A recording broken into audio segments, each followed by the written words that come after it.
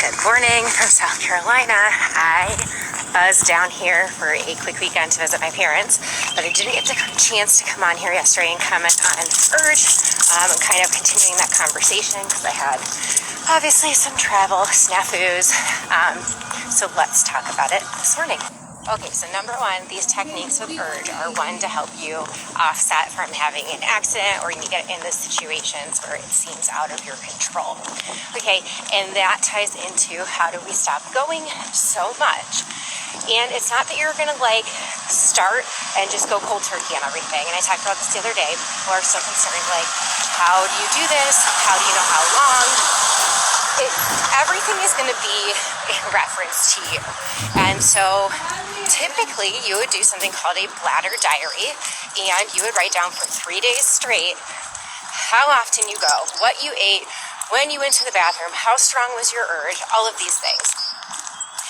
And then you review that and you kind of start to see some common trends of when those things occur, and you start to make some changes, create awareness, and you start to see, okay, can I not go 3 times in the morning after my coffee?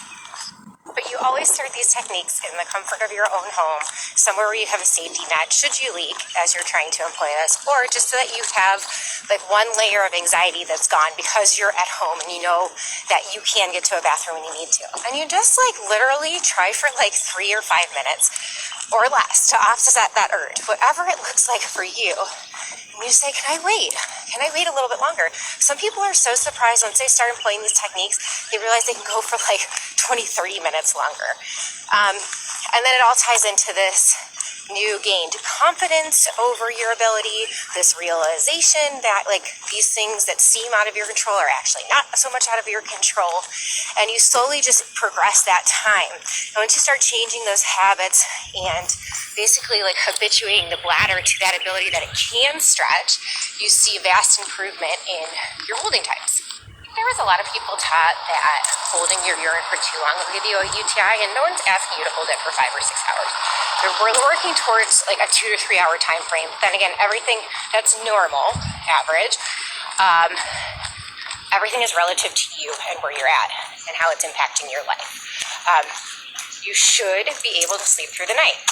8 hours. You shouldn't have to wake up in the middle of the night. And sometimes we go back to things like pregnancy and breastfeeding and night wakings, and you're like, well, if I'm up, I'm just gonna go. But then you kind of start to learn those habits from those times, and your bladder wakes you up long after baby has started sleeping again. So anyways, everything is relative to you and where you're at, but it starts small with one habit change a day, and then slowly rolling that into more, and then over 2, 3, 4 weeks time, you see a lot of changes. Things you have to love your parents for are random items they keep. Now, my parents are not hoarders at all. They got rid of a bunch of stuff when they moved from Cleveland to South Carolina. But when I was looking for a blow dryer, I found, for some reason, the 3-barrel crimper from my high school days made it down here, as if someone's going to use that. I think those did come back in style, though. Not for me. I am not doing that phase of life again, but it just makes me laugh. Hi, Dad.